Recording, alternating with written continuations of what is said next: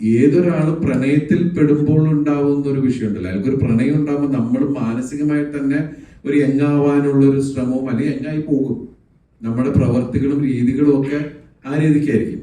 കാരണം നമുക്ക് ഒരു മനസ്സിന് സുഖം തരുന്ന ഒരു കാര്യം അപ്പുറത്തോട്ട് എന്ന് പറയുമ്പോൾ താനൊരാണാണ് എന്ന് കാണിക്കാനുള്ള ശ്രമങ്ങൾ, ബോൾഡായിട്ട് ബിഹേവ് ചെയ്യുക, സരസത കൂടുക, ഇതൊക്കെ മൊത്തത്തിൽ ലൈഫിൽ റൊമാൻറ്റിക് ആവുക എന്ന് പറയുന്ന ഒരു സാധനം ഉണ്ടാവും. അതൊക്കെ ഈ പവിത്രന് നമുക്കറിയാം. നമ്മളെല്ലാവരും റൊമാൻറ്റിക് ആണ് അല്ലേ? കാരണം റൊമാൻസ് മനസ്സിൽ നിന്ന് പോയി കഴിഞ്ഞാൽ പിന്നെ നമ്മൾ മെക്കാനിക്കലാവുക എന്ന് പറഞ്ഞൊരു അവസ്ഥയിലെത്തും. ചിരി കണ്ടറിയാം റൊമാൻറ്റിക് ആണ്.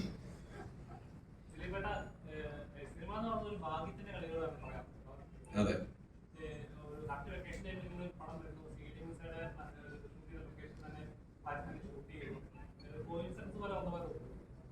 അങ്ങനെയല്ല. നമ്മള് പല ഫ്ലാറ്റുകളും ഇങ്ങനെ നോക്കി, വിനീത് കുറെ ഫ്ലാറ്റുകൾ പോയി നോക്കിയതാണ്. പക്ഷെ നമുക്ക് എല്ലാം ഒത്തുചേർന്ന് വരുന്ന ഒരു സംഭവം ഇങ്ങനെ ഇല്ലാണ്ടായപ്പോഴും ഞാൻ വിനീത് ഞാനൊരു സ്ഥലം പറയാം എന്ന് പറഞ്ഞിട്ടാണ് ചോദിച്ചത്. നിങ്ങൾ പോയി കണ്ടു നോക്കൂ.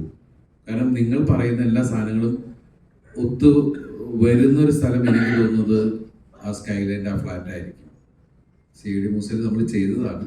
അത് നിങ്ങൾ വേറെ രീതിയിൽ എങ്ങനെ കാണിക്കുന്നു അതാണ് നോക്കുന്നത്. അതിന്റെ വിനീത് വച്ചിരിക്കുന്ന അതിന്റെ വേറെ ആംഗിളുകളൊക്കെയാണ്.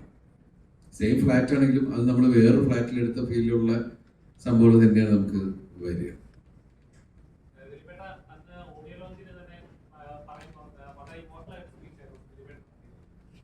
അത് മറ്റൂറുണ്ടായില്ല. സംസാരിച്ച് കുറെ കാലമായിട്ട് തന്നെ എന്ന് പറയുമ്പോൾ നമുക്ക് നാച്ചുറലി ഉണ്ടാവുന്ന ഒരു സംഭവം. അത് പിന്നെ പെട്ടെന്ന് ഞാൻ അതിൽ നിന്ന് തന്നെ വേറെ വഴിക്ക് പോയത്.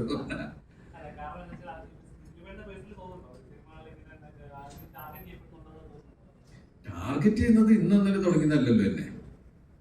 ശരിക്കും പറഞ്ഞാൽ എത്രയോ വർഷങ്ങൾക്ക് മുമ്പ് തുടങ്ങുന്നത്. അല്ല, ഞാൻ നിങ്ങൾ കാണുന്നതല്ലേ, എൻ്റെ ഓരോ സിനിമ വരുന്നതിന് മുമ്പ് ഓരോ ഐറ്റങ്ങൾ ഉണ്ടായിക്കൊണ്ടേയിരിക്കും. ഇത് നിങ്ങൾ ഇന്നലെ എല്ലാം കാണുന്നത്. ഇതിപ്പോ കുറെ വർഷങ്ങൾക്ക് മുമ്പേ തുടങ്ങിയിട്ടുള്ളതാണ്. അതൊന്നും ഏക്കാതായപ്പോ വേറെ രീതിയിലൊക്കെ അപ്പൊ നമുക്ക് എന്ത് ചെയ്യാൻ പറ്റും? ഇത് നമ്മൾ ഫേസ് ചെയ്യുക. നമ്മള് സിനിമയാണ് എൻ്റെ ലോകം, സിനിമയെ കുറിച്ച് മാത്രമേ നമ്മൾ ചിന്തിച്ചുകൊണ്ട് പോകുന്നേ ഉള്ളൂ. അപ്പൊ ഇതിന്റെ ബാക്ക്ഗ്രൗണ്ടിൽ നടക്കുന്ന കളികൾ നമ്മൾ ശ്രദ്ധിച്ചില്ല എന്നുള്ളതാണ്. അപ്പൊ നമുക്ക് എന്ത് ചെയ്യാൻ പറ്റും? നമ്മളിപ്പോ കുറെ ഒരു ഫൈറ്റിൽ നിൽക്കുകയാണ്, അത് അതിന്റെ വഴിക്ക് പോവാ അല്ലാണ്ട് അല്ലേ?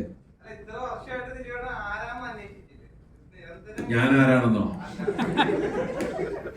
ഞാൻ ആരാണെന്ന് അന്വേഷിച്ചാൽ എനിക്കത് പറയാനുള്ള അവസ്ഥയില്ലല്ലോ. കാരണം എനിക്ക് ഒന്നിനെ കുറിച്ചും ഒന്നും സംസാരിക്കാൻ പാടില്ല. അതാണ് അങ്ങനെ. എന്റെ വിഷയം എന്ന് പറഞ്ഞത് ഒരു ആരോപണം എടുത്തിട്ടിട്ട് പിന്നെ എന്നെ കാണുന്നവന്മാര് മുഴുവൻ അവിടെ ഇവിടെ നിന്ന് അടിക്കുക, വായി തോന്നുന്ന പറയാന്ന് പറയുമ്പോഴും എനിക്ക് ഒന്നും പറയാൻ പറ്റുന്നില്ല. തിരിച്ച് എനിക്ക് പറയാൻ പാടില്ല. കാത്തിരിക്കാം, നമുക്ക് പ്രാർത്ഥിക്കാം.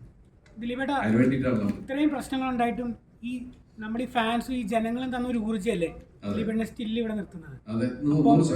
അപ്പൊ ഈ ഒരു പവി എന്ന് പറയുമ്പോൾ നമുക്കറിയാം, നമ്മുടെ മാധവൻ, ഉണ്ണി, ഇതെല്ലാം നമ്മുടെ മനസ്സിൽ ഒരുപാടുള്ളതാണ്. ഈ പവിയും അതുപോലെ നമ്മുടെ ഉള്ളിൽ കയറും.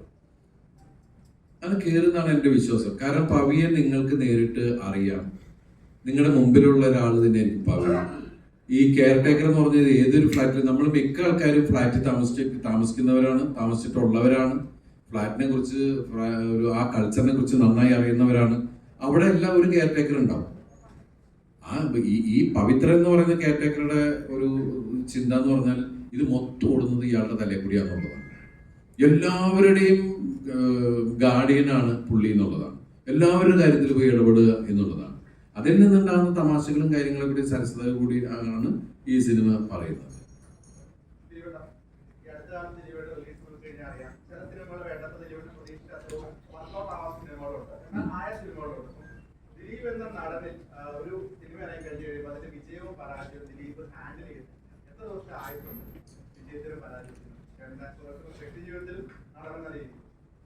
ഇല്ല, ഞാൻ പറഞ്ഞല്ലോ, വിജയങ്ങളും പരാജയങ്ങളും ഒക്കെ നമുക്ക് സംഭവിക്കുന്നതാണ്.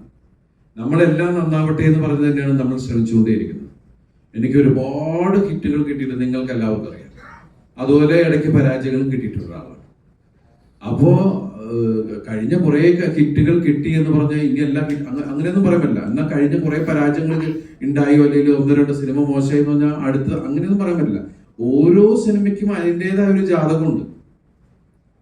നിങ്ങൾ ഇഷ്ടപ്പെട്ട് നിങ്ങൾ നിലനിർത്തിയ ഒരു ആക്ടറാണ് ഞാൻ. കാരണം ഞാൻ കൊച്ചു കൊച്ചു വേഷങ്ങൾ ചെയ്തു വന്ന ഒരാളാണ്. അപ്പൊ ശരിക്കും പറഞ്ഞാൽ എൻ്റെ പ്രിയപ്പെട്ട പ്രേക്ഷകരും മീഡിയയും എല്ലാവരും തന്ന സപ്പോർട്ടിൽ തന്നെയാണ് ഞാൻ ശരിക്കും പറഞ്ഞാൽ ഇപ്പൊ ഈ നിൽക്കുന്ന സ്ഥലത്ത് വരെ എത്തിയിരിക്കുന്നത്. അത് എൻ്റെ സിനിമകൾ എല്ലാം ഒരേ ടൈപ്പ് സിനിമകളല്ല, പല പല ടൈപ്പ് സിനിമകൾ, പല പല ടൈപ്പ് കഥാപാത്രങ്ങളാണ്. അതിൽ ചിലത് വർക്കൗട്ടാവും, ചിലത് വർക്കൗട്ടാവില്ല. ഇപ്പൊ ഭയങ്കര വലിയ സക്സസ് ഉണ്ടായെന്ന് പറഞ്ഞാൽ ഞാൻ ഭയങ്കരമായിട്ട് ആഘോഷിച്ച് അങ്ങനെ നടക്കുന്ന ഒരാളല്ല. പരാജയവും വിജയവും ഇതിന്റെ ഒക്കെ ഭാഗമായി പോകുന്നു. പിന്നെ ഒരു പടം വർക്കൗട്ട് ആയില്ലെങ്കിൽ നമുക്ക് സങ്കടം എന്ന് വെച്ചാൽ പാവം അതിന്റെ പ്രൊഡ്യൂസർ അത്രയും നമുക്ക് ചിലപ്പോൾ അടുത്ത സിനിമയിൽ അത് കവർ ചെയ്യാൻ പറ്റും. പക്ഷെ ഒരു പ്രൊഡക്റ്റ് വരുമ്പോൾ ആ പ്രൊഡക്റ്റ് ഫെയിലിയർ ആയി കഴിഞ്ഞിട്ടുണ്ടെങ്കിൽ അതിന്റെ നഷ്ടം പ്രൊഡ്യൂസേഴ്സിന്. പിന്നെ നമുക്ക് എപ്പോഴെങ്കിലും അടുത്ത സിനിമ ചെയ്ത് കൊടുക്കുക എന്നുള്ളത് മാത്രമേ നമുക്ക് ചെയ്യാൻ പറ്റുള്ളൂ. നമ്മളെല്ലാവരും ഏത് സിനിമ ചെയ്യുന്ന ഒരാളും ഈ സിനിമ നന്നാവണം എന്നുള്ള പ്രാർത്ഥനയോടുകൂടി ഞാൻ ചെയ്യുന്നത്. നമുക്ക് ഇതിന്റെ ഫെയ്റ്റും നമുക്ക് അറിഞ്ഞൂടാ.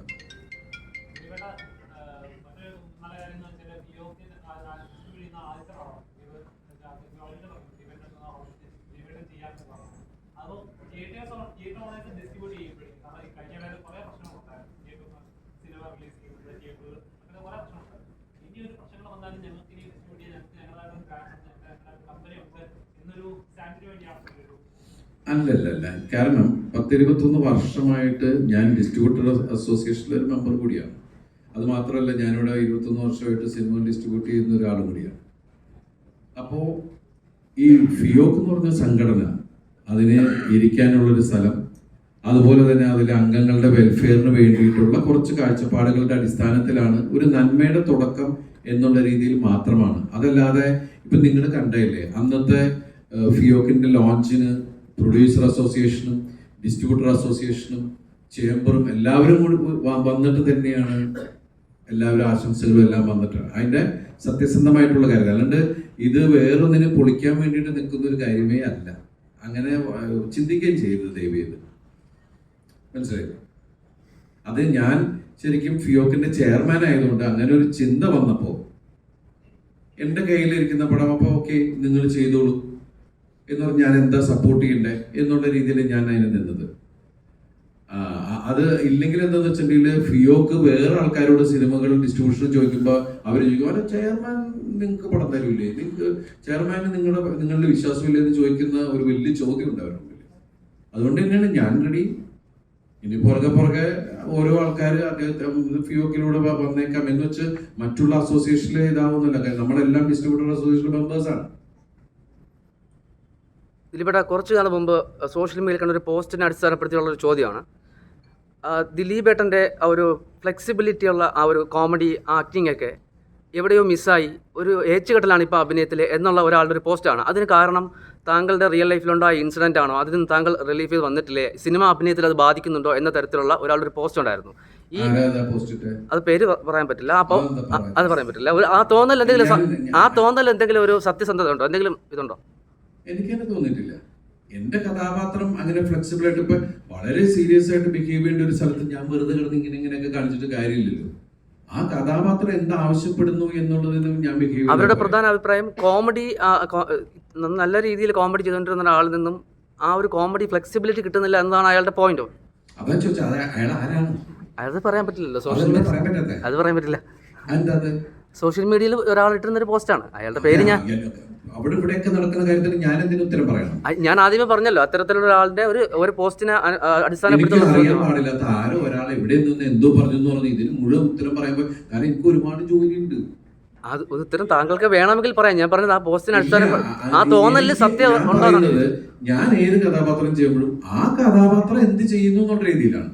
ഇപ്പൊ നിങ്ങള് ഈ പവി കെയർടേക്കർ കാണുമ്പോൾ ഇയാൾ എങ്ങനെയാണെന്ന് പറഞ്ഞാൽ അയാളുടെ ഇതിൽ പോകും. ഇപ്പം നിങ്ങളുടെ മുമ്പിൽ ശരിക്കും പറഞ്ഞു ഞാൻ അടുത്ത കാലത്ത് അങ്ങനെ ഒരു ആടിത്തിമിർക്കുന്ന തമാശകൾ എനിക്ക് വന്നില്ല. എല്ലാത്തിനും ലിമിറ്റേഷൻ ഉണ്ടായിരുന്നു. ഇപ്പൊ ലാസ്റ്റ് എനിക്ക് തോന്നുന്നു പിന്നെ അത് ബിഗ് സ്ക്രീനിൽ വന്നില്ല. കേശു വീടിന്റെ നാഥൻ അയാളുടെ രീതിക്കുള്ള ഒരു ആട്ടവും കാര്യങ്ങളുള്ള ഒരാളാണ്. ഇപ്പൊ വോയിസ് ഓഫ് സത്യനാഥനില് അയാള് ഈ ഫേസ് ചെയ്യുന്നത് പ്രസിഡന്റുമായുള്ള പ്രശ്നത്തിലാണ്. അപ്പൊ അതിന് ലിമിറ്റേഷൻ ഉണ്ട്.